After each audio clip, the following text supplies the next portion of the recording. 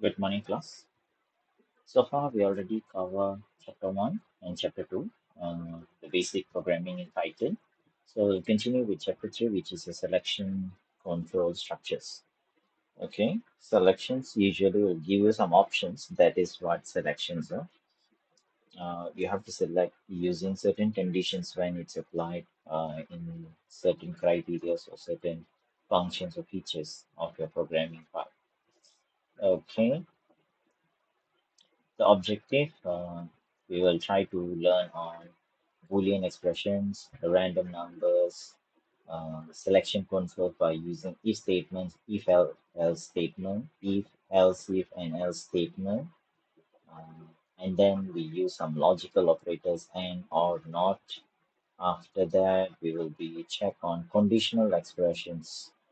Okay, so these are the general objectives for this particular chapter, and I have separated the chapter into five parts. So this will be your first part of lecture video. So will be five five lecture videos will be uploaded into small parts, like maybe 20 to 30 minutes or 30 to 40 minutes of lecture videos. So you maybe refer to those videos and then do the exercises provided and submit. Okay, let's continue. The motivation. Okay, why do we have a selection chapter in Python? Before we go further on, let's see what is the motivations that we we need to get or we have to get in order to uh, continue with selection chapter. Okay, consider this problem from chapter 2. We already checked this problem from chapter 2, which is prompt user to enter a radius. Radius, evaluate input, enter a value for radius. So this will be user input. So once you enter input, this will be the process. Input, process, output.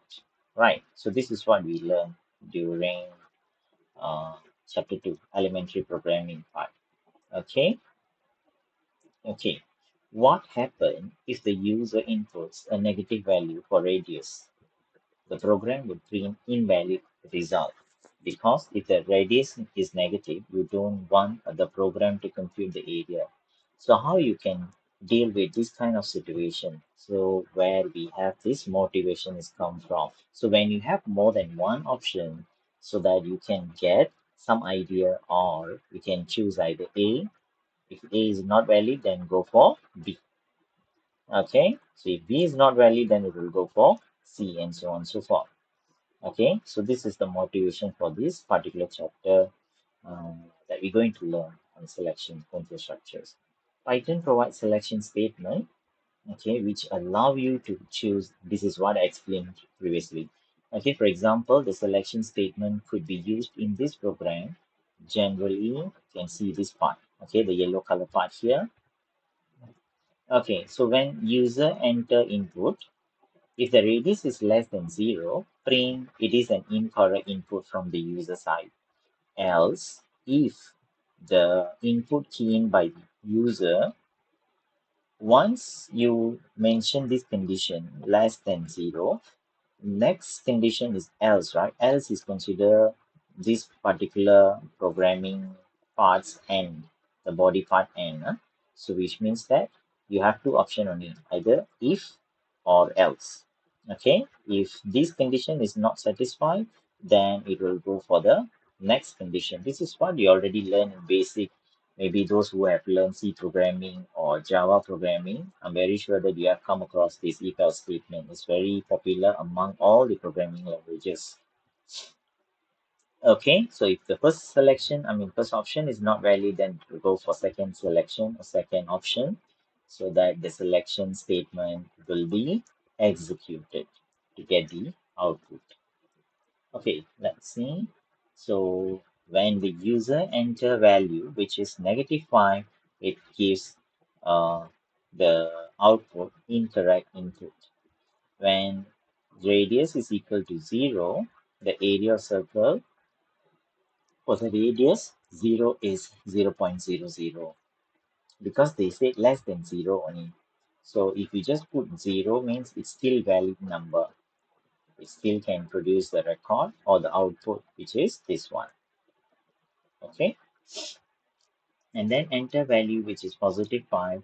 Obviously, it will go for the else statement because this condition is not fulfilled, then it will go for else condition because you have only two conditions, two selections there. One is if or else statement. Okay, I hope it's clear. I'll continue with uh, okay, selection statement use conditions to test if something is true or false. Okay, this is what I say, conditions. These conditions are known as Boolean expressions. And we know that what is Boolean expression, right? Which is included as true and false. True or false. This chapter introduces Boolean types, values, comparison, operators, and expressions. Okay, we'll continue with our first part or the first part of the lecture, which is Boolean types, values, and expressions.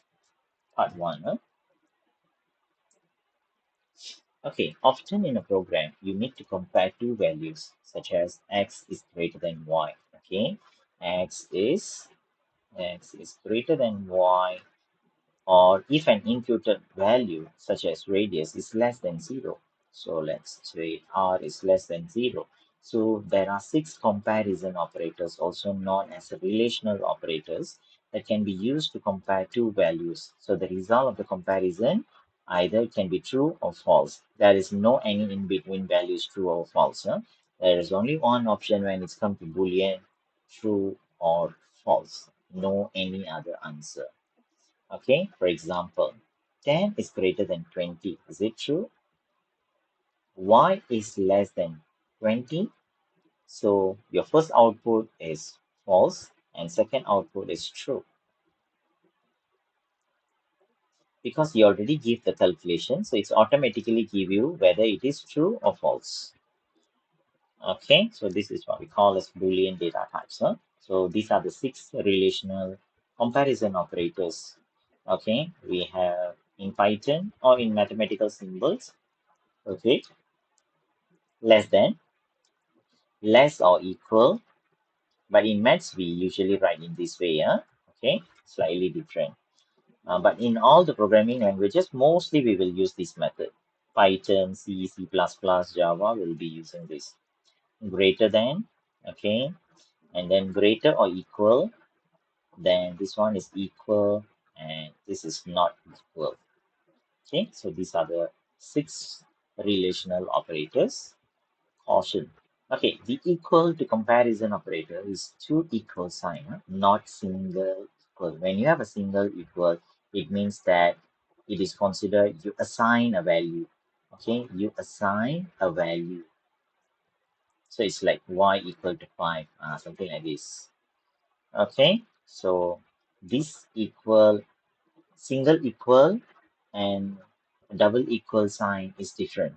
Okay, so for example, 20 is equal to 30, false.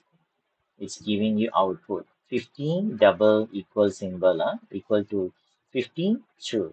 50 equal to 15, true. Doesn't matter floating point and integer, but it's still compare. Okay, so it's give you correct answer. The last one you can see here, 50 equal, there's only one symbol equal sign. Okay, 50 equal 30, it's like assigning. So you can't assign the literal, assign to a literal, so that this one is called syntax error. Okay, Boolean variables. Boolean variable, a variable that holds a Boolean value, is known as a Boolean variable. So Boolean data type is used to represent Boolean values, true or false. So it can hold two values, true or false. For example, the following statement assign the value true to the variable lights on. So when they say lights on equal to true means you already assign a value. Okay, for a variable, the Boolean variable, you already assign a value to any particular variable. So this variable is, this is the variable, lights on equal to true, which means the light is on. Light on is false means the light is not on. So true or false are literals, just like a number such as 10. They are reserved words, cannot be used as identifier. Usually in Python, there will be the way that you need to write true or false should be capital T and capital F. Okay, if you write capital small t and small f, then it is not considered reserved word. Usually you can use it, but it's better to avoid this kind of reserved words. Reserved keywords, try to avoid when it's come to programming languages. Convert Boolean value to integer. Okay, internally, Python uses 1 to represent true and 0 for false. The binary digits, so remember 0 and 1. Okay, so you can use integer function to convert a Boolean value to an integer. For example, integer true. Okay, when it says integer true is 1, integer false is 0. Okay, this is what they mentioned. 1 means true, 0 means false. Print integer true, which is 1. Print integer 20 greater than 50, it's true. Sorry, 20, is it greater than 50? No, it's not. So that's why it's giving you output 0. So instead of you getting an output as a true or false, you can represent the output as numbers, integers. Okay, that is a function you're using, the integer uh, data type. Okay, next, convert numeric value to Boolean. You can also use the bool function. Okay, it's not complete line. You have to stop bool. Okay, not covering Boolean, but it's considered short form for the Boolean function to convert a numeric value to Boolean value. So, which means number will be converted to Boolean. This one, Boolean is converted to number.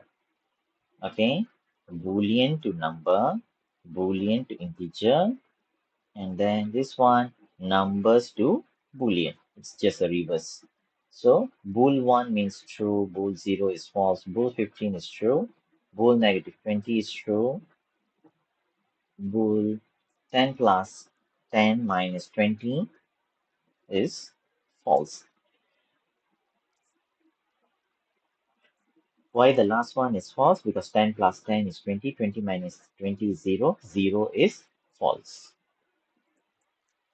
Okay, so this is just like an example or the checkpoint. What is the output of the following script? So we have integer true. Okay, integer true is 1. Integer true is 1. Integer true is 1 and integer minus integer true. So y equal to integer true, which is 1 times integer boolean 50 times 3. So boolean 50 times 3 is boolean 50 is true. True is 1 again. 1 times 3 is 3. 3 times 1 is 3 as well. So y is equal to 3. Okay, x is equal to, okay, you can see here the difference. This one is considered together. Together. Okay, so integer 1 minus 1 is 0. 0 plus 1, 1. 1 plus 1 is 2. So x equal to 2, y equals to 3, r equal to x plus y, which is 2 plus 3 is 5.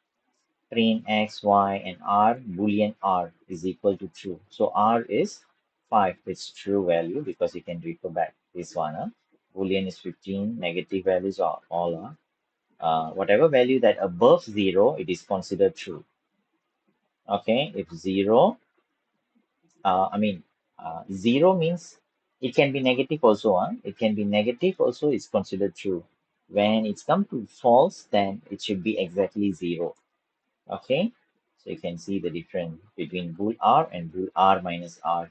Okay, one is true, one is false. So r is 5, so it's true.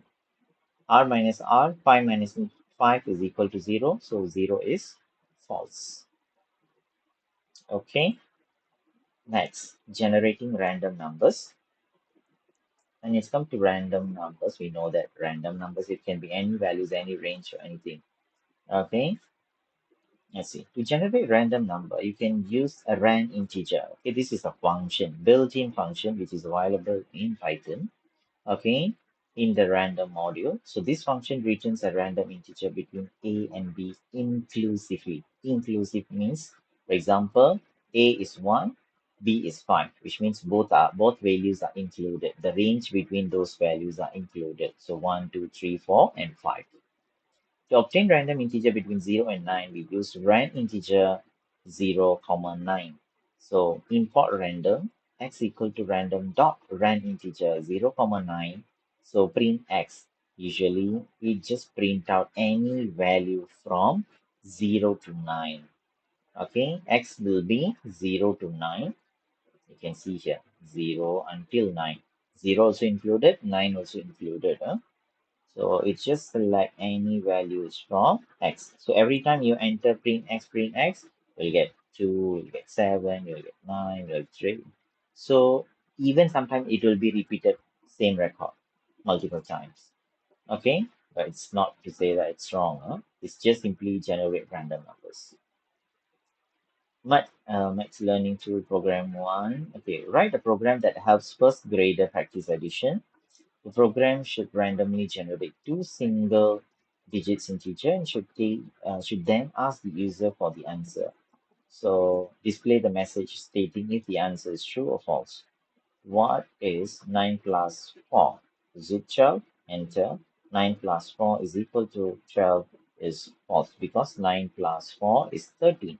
So the answer entered by user is false. So you have to produce the output as a statement, output statement which is shows that 9 plus 4 is equal to 12 is false. What is 3 plus 1? Which is 4. 3 plus 1 is equal to 4. It's true. So we need to write a program for this. Let's see.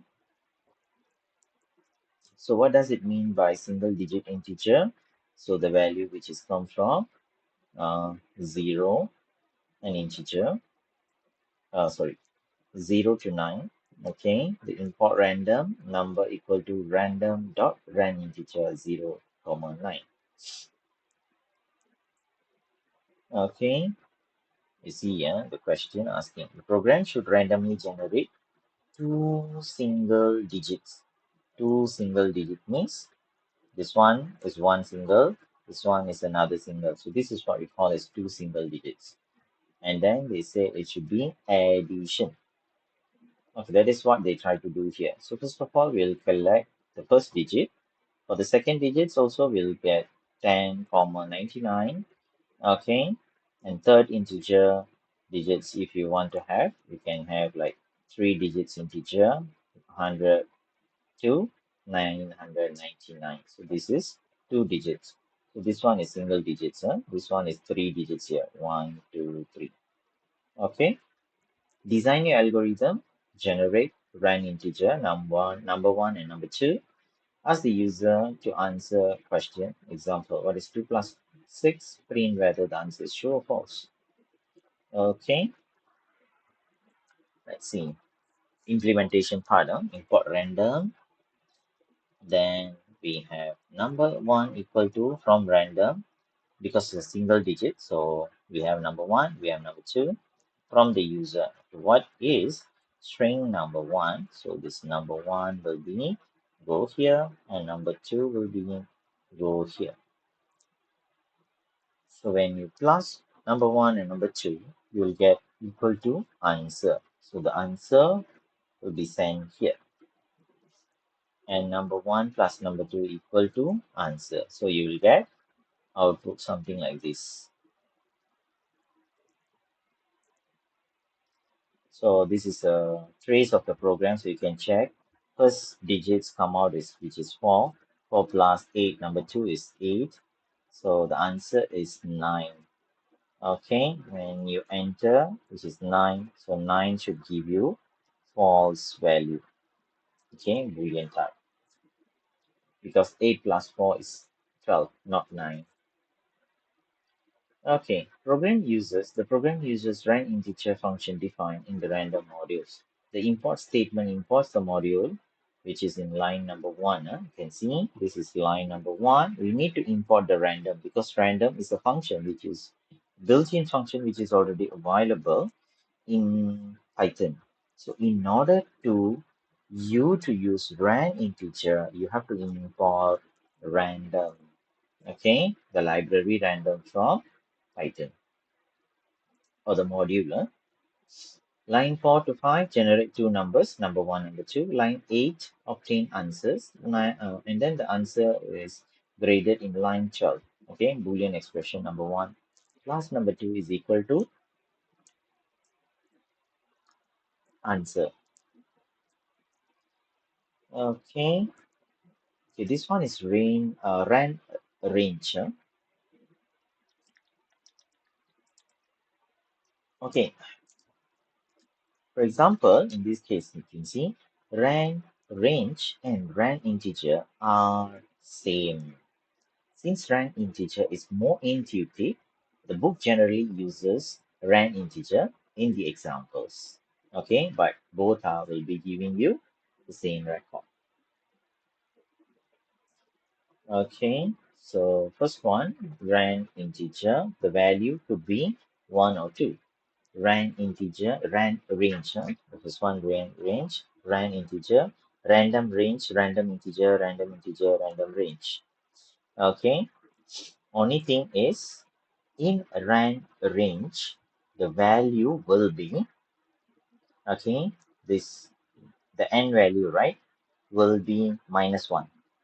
Okay, -1 means, okay, for example, in this case, 1 to 3 values, which means 1, 2 will be counted, 3 is not counted, or 3 is not included.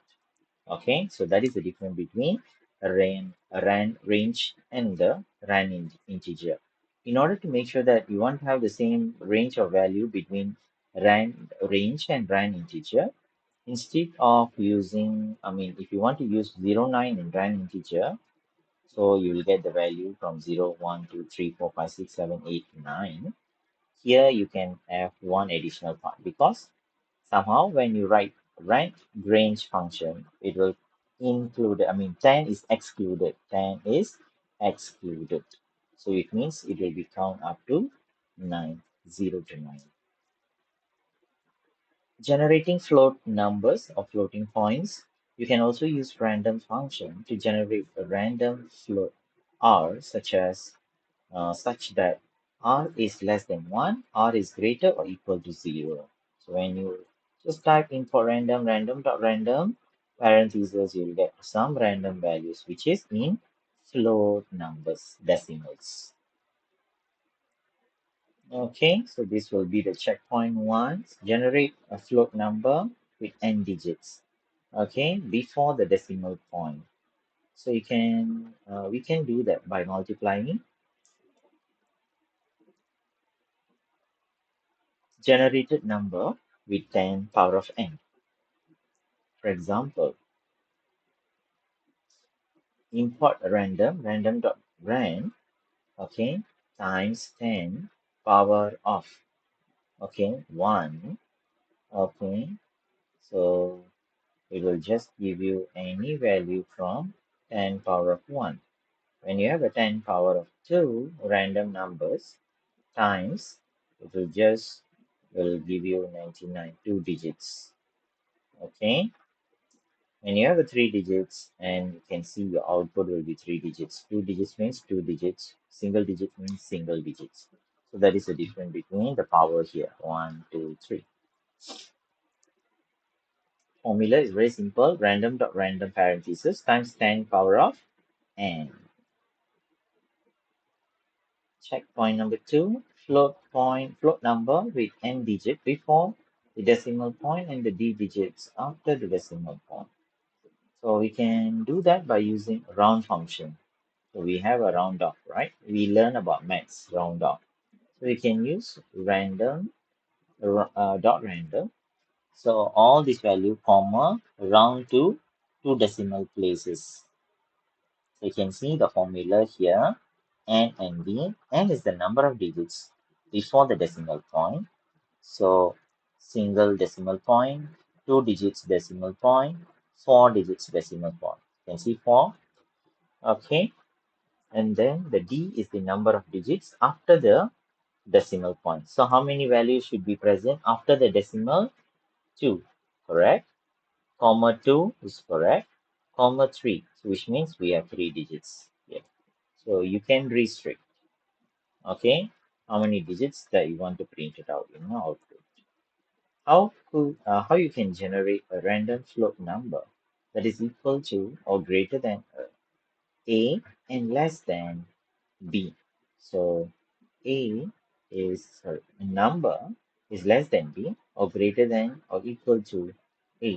So we can do that as the following: number equal to a plus bracket random dot random parenthesis times or multiply b minus a. Okay, let's see this example. Import random, we have declared a comma b uh, 1 comma 3. So a plus random dot random parenthesis times with b minus a. So a equal to 1 and b equal to 3. So a plus, so a is 1. So 1 plus random values times b minus a, which is 3 minus 1. This one is 3 minus 1. This one is 1. Okay, this one is 1. So you'll get 1.639, so on and so forth.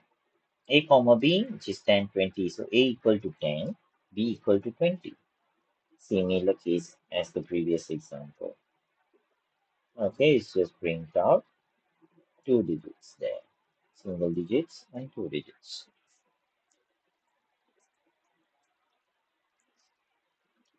How do you generate checkpoint number 4? Random integer I such that I is less than 20 or greater than or equal to I. Okay, this one, import random, random dot rand integer 0, 19. So integer, we can include 19, and range 20 is not included, so it will stop up to 19. So both will be giving you the same output. How do you generate a random integer I such that 10 less than, sorry, I less than or equal to 15 or greater or equal to 10?